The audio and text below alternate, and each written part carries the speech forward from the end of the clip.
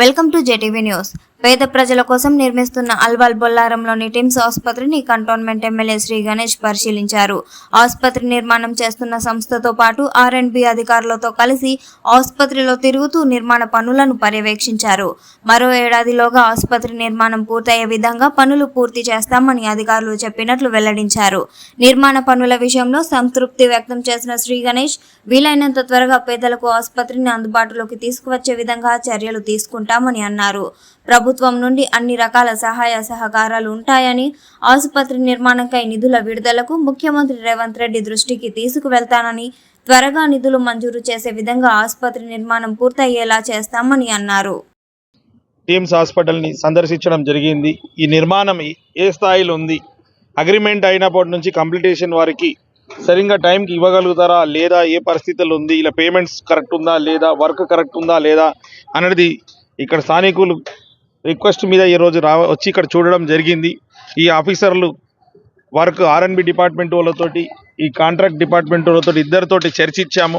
అంతా సక్రమంగా జరుగుతుంది. ఇన్ టైంలో కంప్లీటేషన్ చేసి ప్రజలకు అందుబాటులో తీసుకొస్తానని వారు కూడా మాట ఇవ్వడం జరిగింది. ఇప్పటిదాకా జరిగిందంతా ఆన్ టైమే అయింది. వాళ్ళు చెప్పిన ప్రకారం సెప్టెంబర్ 2025లో నిర్మాణం పూర్తి చేసి కంప్లీట్ చేసి ఇస్తామని కూడా వారు మాట ఇవ్వడం జరిగింది.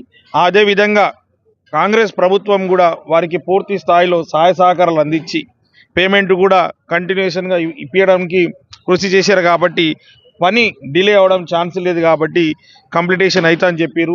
ఈ హాస్పిటల్ కంప్లీటేషన్ అయితే ఈ చుట్టుముట్టున్న 3-4 జిల్లాల వారికి అందరికీ పేద ప్రజలకు అందుబాటులో ఉంటుంది. పేదలే కాకుండా కూడా ధనవంతులు కూడా ఇది కార్పొరేట్ స్థాయిలో ట్రీట్మెంట్ గవర్నమెంట్ ప్రొవైడ్ చేస్తుంది. కాబట్టి ఎవరైనా ఇక్కడ వచ్చి ట్రీట్మెంట్ చేసుకోవడానికి ఈజీగా ఉంటుంది.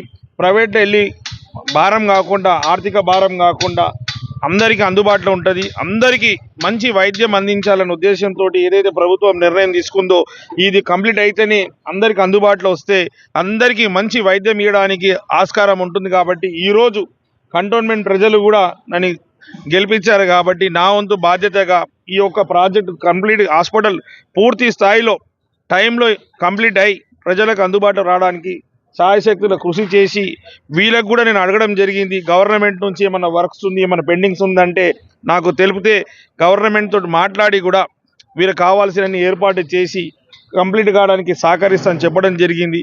వీరు ఇప్పుడు 2 విధంగా ఉంది. ఒకసారి ఏమో 1000 బెడెడ్గా స్టార్ట్ చేసి మళ్ళీ రివైజ్ చేసి దాన్ని 1200, 1400 కూడా రివైజ్ చేయడం జరిగింది. దాని ప్రపోజల్స్ కూడా గవర్నమెంట్ వద్ద పెండింగ్ ఉందంటే నేను కూడా ఖచ్చితంగా వారికి మాట ఇవ్వడం జరిగింది.